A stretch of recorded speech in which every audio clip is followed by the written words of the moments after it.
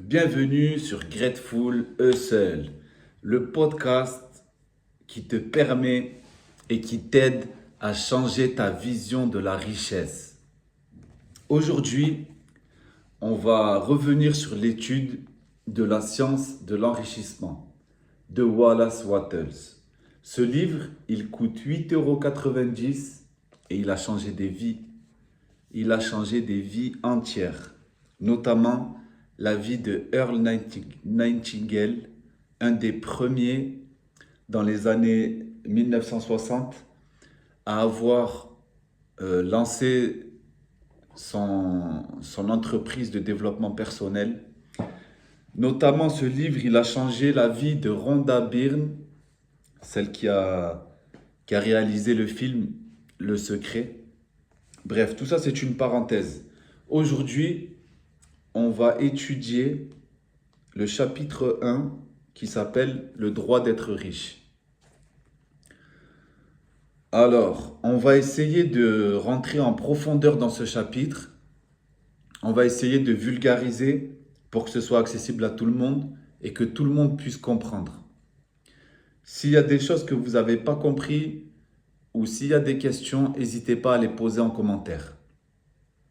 Alors, le nom de ce chapitre, le titre du chapitre, c'est le droit d'être riche. En anglais, The Right to be Rich. Donc, l'idée du chapitre, c'est que tu as le droit d'être riche. Et ce droit, c'est Dieu qui te l'a donné. Il est naturel et essentiel pour vivre pleinement. La richesse, elle n'est pas seulement permise, elle est nécessaire pour ton développement personnel. Donc l'idée du chapitre, c'est de comprendre qu'en tant qu'être humain, on a le droit d'être riche.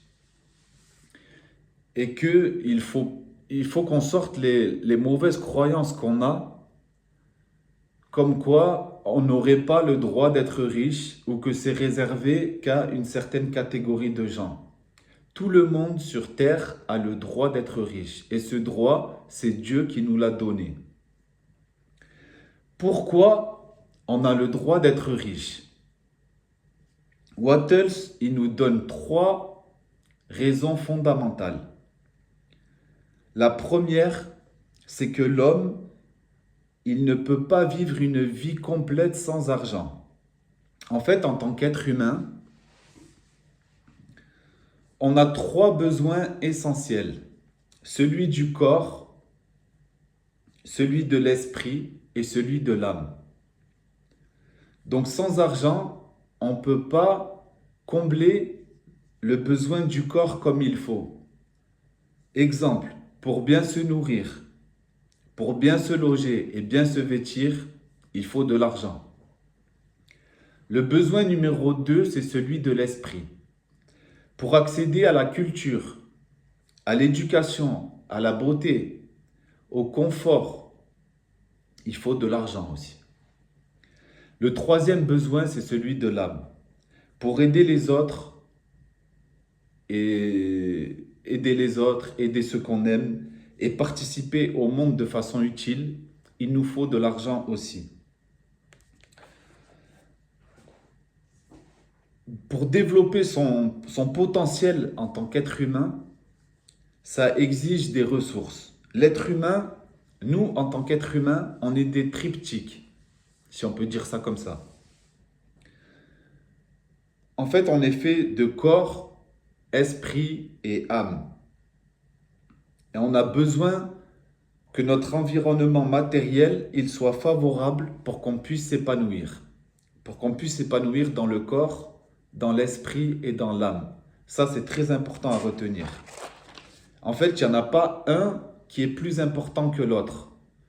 Le corps, il n'est pas plus important que l'esprit ou l'âme, elle n'est pas plus importante que le corps ou que l'esprit. Ça, il faut bien en être conscient.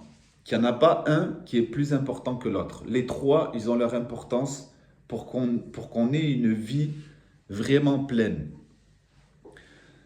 Du coup, on en arrive au point Ou Wattels, il nous dit que c'est noble et c'est louable de vouloir plus.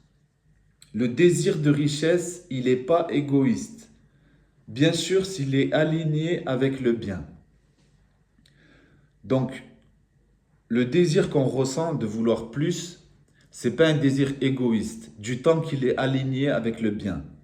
Vivre mieux, c'est se rapprocher de ce que Dieu, il veut pour nous. Dieu, il veut de nous qu'on vive une belle vie dans les 3 points qu'on a vus avant, le corps, l'esprit et l'âme. Donc l'argent et ce désir de richesse, il nous permet de vivre mieux. La richesse, c'est une expression de la vie. La vie, elle cherche à s'exprimer pleinement à travers chacun de nous. Et la pauvreté, elle empêche cette expression. La vie, en fait, elle pousse toujours à plus. Elle est toujours pour l'expansion. Dans la nature, on peut le voir chez les animaux aussi. La vie, elle pousse toujours à l'expansion. Et le désir qu'on ressent en tant qu'être humain de vouloir plus de confort, plus de matériel, etc., plus de beauté, eh bien, c'est le désir naturel de la vie qu'on a en nous. S'enrichir, c'est vivre plus abondamment et du coup, c'est accomplir son rôle sur terre. La richesse, c'est un devoir spirituel. Pour tous ceux qui sont spirituels, être riche, ça permet d'être plus utile, plus généreux et plus libre. Quand tu es riche, tu es plus utile aux autres, ça te permet d'être plus généreux et ça te permet d'avoir plus de liberté, du coup, pour te concentrer sur autre chose. Quand tu n'as plus besoin de te concentrer sur l'argent, tu as beaucoup plus de temps pour faire plein d'autres choses. Il ne s'agit pas d'accumuler pour accumuler, mais il s'agit de faire circuler la richesse. Et vivre dans l'abondance, c'est un service rendu au monde entier. Donc ensemble, on va changer notre vision de la richesse. La richesse, c'est pas mauvais. La richesse, elle n'est pas mauvaise. C'est quelque chose de bien, la richesse. Et ce n'est pas un choix entre soit être bon ou être riche. En fait, je ne fais pas le choix soit d'être bon ou soit d'être riche. La richesse, elle n'est pas mauvaise. C'est pas parce que je vais devenir riche que je vais devenir forcément mauvais. On peut être riche et bon. Et on peut aussi être riche et spirituel. J'ai recopié une citation clé de Wallace Wattles dans son livre. C'est une citation qui est très puissante et très importante. Il dit « Il n'y a rien de mal à vouloir être riche. Le désir d'être riche est en réalité le désir d'une vie plus complète, plus abondante et plus heureuse. » Cette citation, elle est vraiment puissante. Il nous dit qu'il n'y a rien de mal à vouloir être riche. Le désir d'être riche est en réalité le désir d'une vie plus complète, plus abondante et plus heureuse. Maintenant, on va voir qu'il faut rejeter les croyances limitantes. Et je vais vous donner 3 exemples de croyances qu'il faut absolument abandonner. La première, c'est que l'argent est mauvais. La deuxième, c'est que les riches sont égoïstes. La troisième, c'est « je ne peux pas être spirituel et vouloir de l'argent ». Ces 3 croyances-là, il faut les abandonner au plus vite si notre but, c'est de devenir riche. Parce que si on pense, ou si on croit plutôt que les riches sont égoïstes, que l'argent est mauvais, que je ne peux pas être spirituel et vouloir de l'argent, si mes croyances c'est ça, je ne deviendrai jamais riche. Parce que si on voit l'argent comme quelque chose de mauvais, ou si on pense que les riches ils sont égoïstes, on ne va pas vouloir devenir comme eux. Ou alors on ne va pas vouloir accumuler de l'argent parce qu'on va penser que c'est mauvais. Donc en fait, ces croyances-là, il faut les abandonner au plus vite. Wattles, il affirme que ces idées sont fausses. elles contredisent la nature même de la vie. Comme on a vu avant, on peut être spirituel et vouloir de l'argent. Et justement, plus on a d'argent, plus on peut devenir spirituel parce qu'on peut être plus généreux, on peut faire plus de bien autour de nous. Donc le début de la transformation, c'est ça le premier chapitre, c'est le début de la transformation. Le premier chapitre, il pose la base mentale. La première chose, le premier pas qu'on peut faire pour devenir riche, c'est de changer mentalement et d'accepter qu'on a le droit d'être riche. Avant de devenir riche, tu dois te donner la permission de l'être. Crois profondément que tu as le droit d'être riche, que tu peux l'être et que tu dois l'être pour vivre ta vraie vie. En résumé, ce que Wattles il veut qu'on comprenne, c'est que le désir de richesse, il est naturel et sain.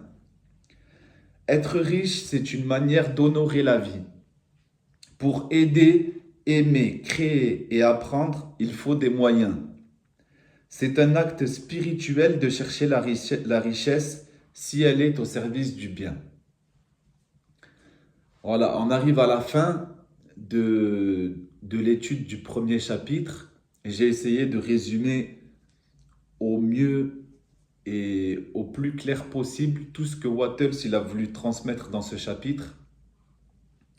C'est un livre qui a 17 chapitres, 16 chapitres et un résumé. Il a 16 chapitres. On va aller au bout des 16 ensemble. Et là, pour la fin du podcast, j'ai relevé des passages qui m'ont marqué du livre, notamment du premier chapitre. Donc, je les ai retranscrits et je vais vous les lire. C'est des passages qui m'ont personnellement marqué.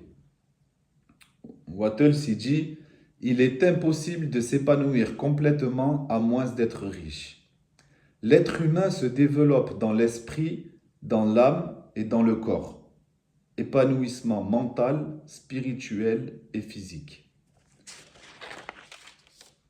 Ensuite, il dit « Le but de toute vie est l'expansion. Tout être vivant a un droit inaliénable à toute l'expansion qu'il est capable d'atteindre. » Il dit aussi « Être réellement riche ne signifie pas être satisfait ou se contenter de peu. Nul ne devrait se satisfaire de peu s'il est capable de jouir de plus. Toute personne devrait posséder tout ce qui peut contribuer à la puissance, à l'élégance, à la beauté et à la richesse de la vie. Naturellement, chacun veut devenir tout ce qu'il est capable de devenir. Réussir sa vie, c'est devenir ce que vous voudriez être. Nous vivons pour 3 motifs, le corps, l'esprit et l'âme. La vraie vie signifie l'expression complète de tout ce que l'être humain peut expérimenter à travers son corps, son esprit et son âme. Le plus grand bonheur de l'être humain, c'est de pouvoir déverser des bienfaits sur ceux qu'il aime. Entre parenthèses, ça fait partie des besoins de l'âme. En fait, en tant qu'être humain, on ne peut pas devenir un bon citoyen, un bon homme, un bon mari, un bon père, pour ceux qui ont des enfants, si on n'a pas les moyens de leur faire plaisir et de déverser des bienfaits sur eux.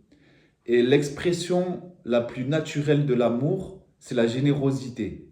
Si on n'a pas d'argent, ou si on n'a pas de quoi déverser des bienfaits sur les gens qu'on aime, eh bien, on peut pas, comment dire, on peut pas satisfaire ce besoin de l'âme. En vérité, vous ne pouvez rendre à l'humanité de plus grands services que de tirer le meilleur parti de vous-même. Donc voilà, on arrive à la fin du podcast. J'espère que ça a été clair et compréhensible. Sinon, il y a la section commentaires où vous pouvez poser vos questions et je prendrai le temps d'étudier les questions et d'y répondre. Abonnez-vous, likez, partagez si ce message il a résonné en vous.